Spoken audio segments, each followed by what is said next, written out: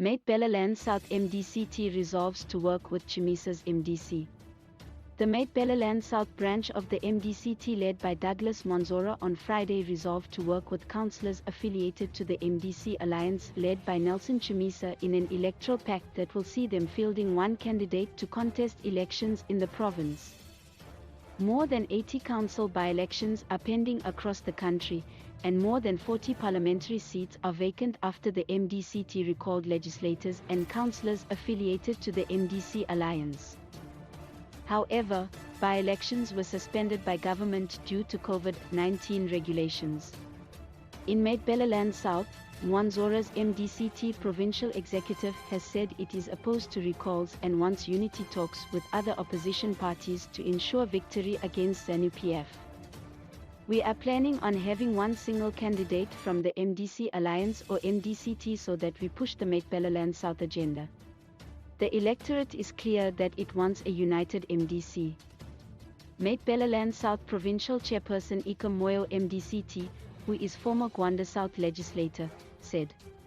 On Friday, the provincial executive led by Moyo, Provincial Secretary General Younger Moyo and Organizing Secretary Bekezela Maplanka met a number of MDC Alliance councillors in Gwanda to strike a unity pact. We have to think of the electorate.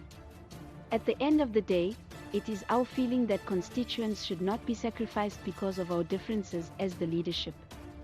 We have to work for the good of the electorate which voted us into power.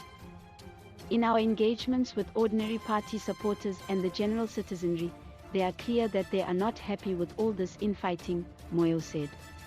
In Matabeleland South, we have a number of councillors from the MDC alliance that we are working with because they were elected and should not be sacrificed or fired. In terms of Section 129(1)(k) of the Constitution, legislators and councillors can be recalled at the instigation of the party that got them elected into parliament. Electoral watchdogs like the Zimbabwe Election Support Network (ZESN) have, however, expressed concern over the slow pace in implementing electoral reforms ahead of the by-elections and general elections in 2023. ZESN calls upon the government to move with speed in the implementation of the electoral reforms, as most remain unattended to at a time when Zimbabwe is barely 2 years away from yet another set of harmonized elections in 2023, ZESN said in a recent statement.